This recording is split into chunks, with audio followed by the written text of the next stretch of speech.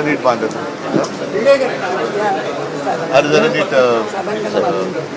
राजन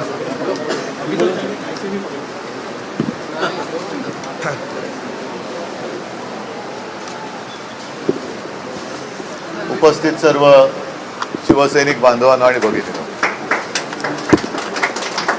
गेले काही दिवस आपण पाहतात की मातोश्रीवरती रोजच शिवसेनेमध्ये येणाऱ्यांची संख्या वाढत चाललेली आहे. एक मिनिट तुम्ही बाहेरच्या तुम्ही बाहेर आणि त्याच्यामध्ये सर्वच आहेत, म्हणजे इतर पक्षातले येत आहेत, अगदी भारतीय जनता पक्षातले सुद्धा येत आहेत, इतर पक्षातले येत आहेत आणि शिवसेनेतून मध्ये थोडेसे दिशाभूल झालेले हे सुद्धा आता परत येत आहेत. त्या सगळ्यांचं मी स्वागत करतो. मधल्या काळामध्ये जी एक धुळफेक केली गेली होती सगळ्यांच्या डोळ्यात, आणि नाही म्हटलं तरी तुमच्यासारखे सगळे कट्टर शिवसैनिक त्याला थोडेसे बळी पडले. आता एक एक एक एक एक एक म्हणजे हवेमध्ये प्रदूषण आहे, राजकारणात सुद्धा प्रदूषण आहे, पण जी धुळफेक होती ती आता स्पष्ट व्हायला लागली. गद्दारी करताना कारण काय दिलं होतं? उद्धव ठाकरे यांनी बाळासाहेबांचे विचार सोडले, काँग्रेस बरोबर गेले म्हणून आम्ही युती फोडली.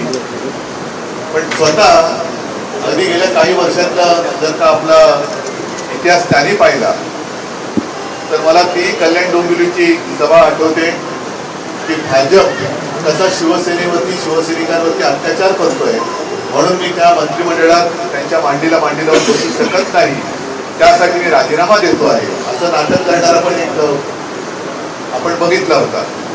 त्याच्यानंतर एक कारण दिलं, अजित पवार राष्ट्रवादी आम्हाला निधी देत नाही म्हणून त्यांच्यासोबत आम्ही बसू शकत नाही, काँग्रेस बरोबर बसू शकत नाही.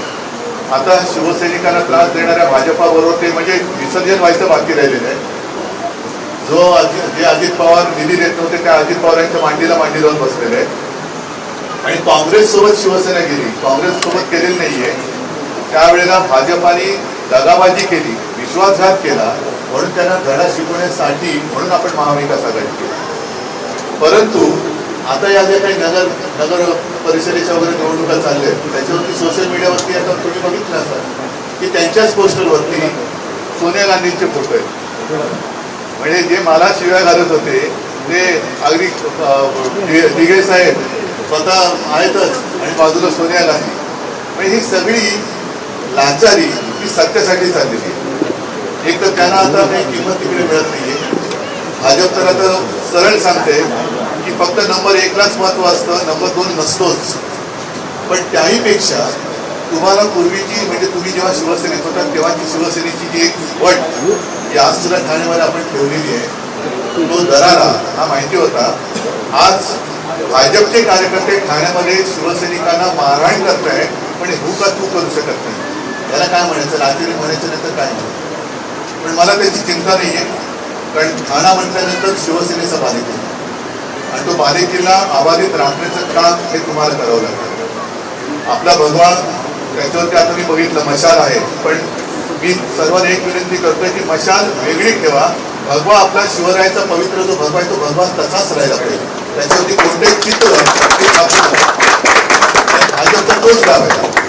एक तर त्यांनी त्यांच्या फडक्यावरती तो हिरवा रंग लावलेलाच आहे, पण आपल्या हिंदूंची आणि मराठी जनतेची फसवणूक व्हावी, कुठेतरी गोंधळ व्हावा म्हणून मग त्याच्यावरती भगव्यावरती वेगवेगळी चित्र लावून हे लोकांची मनात गोंधळ ओढतात. त्याच्यामुळे आपला भगवा हा पवित्र भगवा हा भगवाच मशालीसारखा दिसला पाहिजे आणि तो दिसतोच.